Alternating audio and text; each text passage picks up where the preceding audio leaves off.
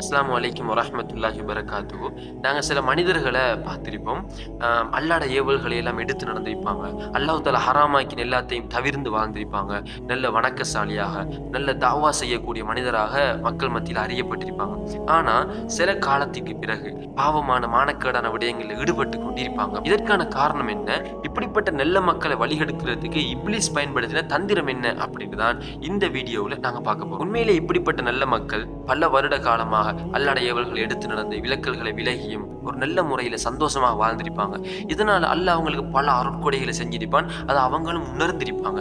ஆனா ஏதோ ஒரு காரணத்தால, ஒன்று மறதியால அல்லது சூழ்நிலையால அவங்க ஒரு பாவத்தை செஞ்சிருவாங்க. இந்த நேரத்துல இப்லீஸ் அவனோட முக்கியமான ஒரு தந்திரத்தை பயன்படுத்துவான். அதுதான் அவங்கள அதிக குற்ற உணர்ச்சிக்கு உள்ளாக்குறது. அவன் வந்து சொல்லுவான், ஏ மனிதனே, உனக்கு வெக்கம் இல்லையா? உனக்கு நல்ல மார்க்கறிவு இருந்துச்சு. அல்லாஹ் தஆலா பல இபாதத்துகள் செய்யற வாய்ப்பு உனக்கு தந்திருந்தான், பல அருள்களை தந்திருந்தான், உன்னை கண்ணியப்படுத்தி வச்சிருந்தான். ஆனா நீ போய் இப்படி பாவம் செஞ்சிட்டியே. சாதாரண அறியாமையில் உள்ளவங்க செஞ்சா பிரச்சனை இல்லை, அவங்க மன்னிப்பு கேட்டால மன்னிப்பான். ஏன் தெரியாம செஞ்சிட்டான். ஆனா இவ்வளவு அறிவோட தெரிஞ்சு நீ இப்படி செஞ்சிட்டியே. உடனடியாக அந்த மனிதர் உடைஞ்சு போவாரு. நான் போய் இப்படி செஞ்சிட்டானே, நான் இப்படி அல்லாஹ்க்கு மாற செஞ்சிட்டானே அப்படின்னு மிகவும் கவலைப்பட்டு கொண்டிருக்கும் போது திரும்ப இப்லீஸ் சொல்லுவான், நீ ஏற்கனவே நீ மார்க்க அறிவுள்ளவனாகவும் வணக்கசாலியாகவும் இருந்தாய். அந்த நிலைமையில இருந்த நீ இப்ப எப்படி இருக்காய்? ஒரு பாவியாக இருக்காய். நீ அந்த நிலைமையில இருக்கும் போதே நீ பாவம் செஞ்சிட்டாயின்னு சொன்னா, நீ இந்த நிலைமையில இருக்கும்போது இன்னும் அதிகமாகத்தான் நீ பாவம் செய்ய வாய்ப்பு இருக்குது.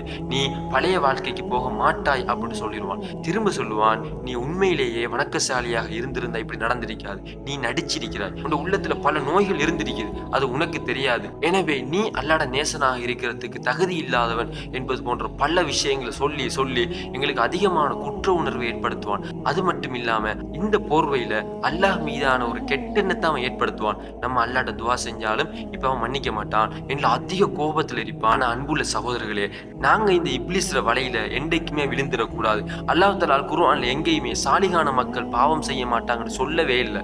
குர்ஆன்ல ஒரு வசனம் வருது, லதீன இதா ஃபஅலு ஃபஹிஷத்தன் அவ் தலமு அன்ஃபுஸஹும், அவர்கள் மானக்கேடான விடயம் ஒன்றை செய்தால் அல்லது தங்களுக்கு தாங்களே அநியாயம் இழைத்துக் கொண்டால் தக்கருல்லாஹ், அல்லாஹ்வை ஞாபகப்படுத்திக் கொள்வார்கள். ஃபஸ்தக்ஃபிரு லிதுனூபிஹிம், தங்களோட பாவங்களுக்காக மன்னிப்பு கேட்பார்கள். இந்த வசனம் ஏற்கனவே சாலிகான நல்ல மக்கள் அவங்களோட பண்புகளை சொல்லிட்டு வந்துட்டு இதை அல்லாஹ் தஆலா சொல்றான். எனவே அன்பான சகோதரர்களே, சாலிகான நல்ல மக்களுக்கும் பாவங்கள் நடக்கும். இந்த நேரத்தில் இப்லீஸ் கதையை நாங்கள் கணக்கெடுக்காம அல்லாஹ் தஆலா இரக்கம் உள்ளவன், யா அய்யுஹல்லதீன அஸ்ரஃபு அலா அன்ஃபுஸிஹிம், அளவுக்கு மீறி பாவம் செய்தவர்கள் என்று அழைத்து லா தக்னூது மின் ரஹ்மத்தில்லாஹ், அல்லாஹ்வின் அருளை நம்பிக்கை இழக்க வேண்டாம் என்று கூறுகிறான். இன்னல்லாஹ யக்ஃபிரு துனூப ஜமீஅ, அல்லாஹ் அனைத்து பாவங்களையும் மன்னிப்பான். இன்னஹு வல் கஃபூருர் ரஹீம், அவன் மன்னிப்பவனாகவும் இரக்கமுள்ளவனாக இருக்கிறான். எனவே இந்த வசனங்கள் எங்கள் கண்ணுக்கு முன்னால வரணும். அல்லாஹ் தஆலாவின் இரக்க குணம் எங்கள் கண்ணுக்கு முன்னால வரணும். நாங்க தௌபா கேட்டா நிச்சயமாக மன்னிப்பான். நாங்க இதுக்கு முன்னுக்கு வாழ்ந்தமே வாழ்க்கை அதை விட ஒரு சிறந்த வாழ்க்கையை தருவான் அப்படிங்கிற அந்த எண்ணம் எங்களுக்கு வரணும். வந்து நாங்க தௌபா செய்யும் போது நிச்சயமாக அல்லாஹ் மன்னித்து எங்கள் பழைய வாழ்க்கையை விட சிறந்த வாழ்க்கையை தருவான்.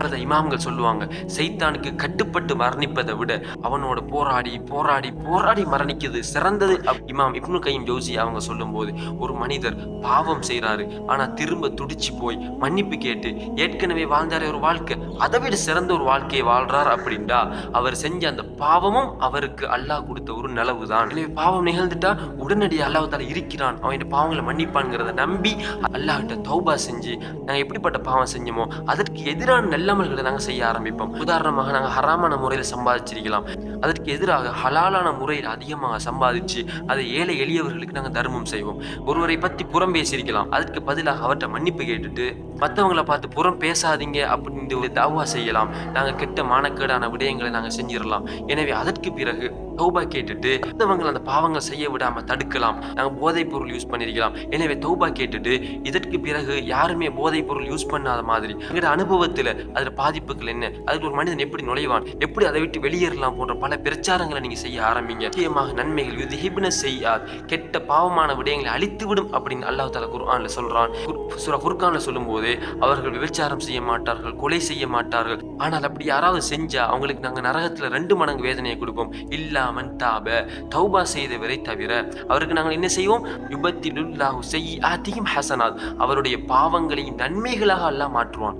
சுப்ஹானல்லாஹ். எனவே நாங்கள் ஈமான் கொண்டு தௌபா செய்து நல்லமல்கள் செய்யும் போது எங்களோட பாவங்களும் நன்மையாக மாறும். நாங்கள் விட்ட தொழுகைக்கு நாளை மறுமை நன்மையாக வந்து நிற்கும். நாங்கள் அதே போல செய்த அனைத்து பாவங்களும் நன்மையாக வந்து நிற்கும். ஒருவேளை அதுவே எங்களை சொர்க்கத்திற்கு போக காரணமாக இருக்கும்.